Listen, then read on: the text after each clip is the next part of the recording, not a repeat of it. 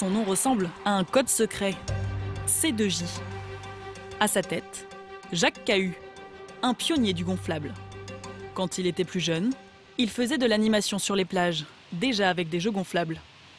Dans les années 80, il fonde C2J avec son frère. Le premier bâtiment, c'est le petit bâtiment jaune que l'on voit en dessous, un grand toit. Et après, nous avons fait construire un bâtiment qui était le premier bâtiment de stockage. 30 ans plus tard, l'entreprise s'étend sur 5 bâtiments. Elle fabrique 400 jeux gonflables par an pour un chiffre d'affaires de 4 millions d'euros. Chaque jour, au moins 2 camions s'en vont livrer dans toute la France. Un client qui a commandé 3 gonflables, ça part sur Lyon. D'autres partiront beaucoup plus loin, au Maroc, au Mali ou en Indonésie. Ce jour-là, l'entreprise travaille sur une commande importante. Un toboggan aquatique vendu 25 000 euros, destiné à un parc du sud-est de la France. Première étape, réaliser le design du jeu, fait sur mesure selon les vœux du client. Ah Manu, je viens de voir, on va lancer la fabrication du toboggan. T'es prêt de ton côté? Je suis en train de travailler dessus. Emmanuel, le dessinateur technique, part d'un modèle de toboggan déjà existant. Il le personnalise en mettant la couleur souhaitée. Oui, pour que l'eau tombe directement dessus. Le client m'a demandé le bleu sur ce produit-là, le même bleu que le tablier. Ce sera du bleu, pour bien rappeler aux futurs utilisateurs que c'est une attraction arrosée d'eau.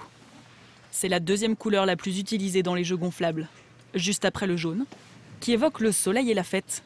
Les enfants adorent. Le client a demandé un toboggan sur lequel on glisse vite. Emmanuel adapte l'angle de la pente. Avec le doigt.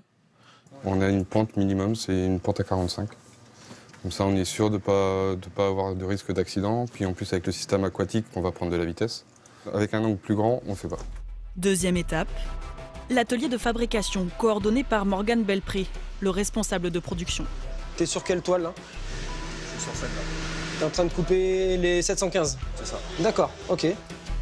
Ici comme dans le luxe, tout est fait à la main. Pour confectionner le toboggan, il faut 1500 mètres carrés de toile, du textile enduit de PVC pour le rendre étanche. Toutes les pièces sont découpées par un employé expérimenté.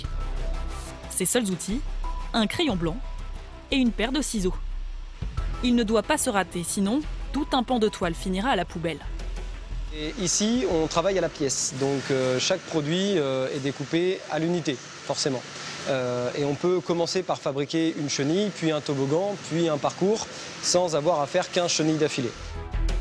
Pour assembler toutes ces pièces, les couturiers piquent 4 rangées de fils. En tout, il faut 2 semaines de travail et l'intervention de 20 personnes pour fabriquer le toboggan. Voilà pourquoi la Rolls du gonflable est 2 à 3 fois plus chère que ses concurrents asiatiques.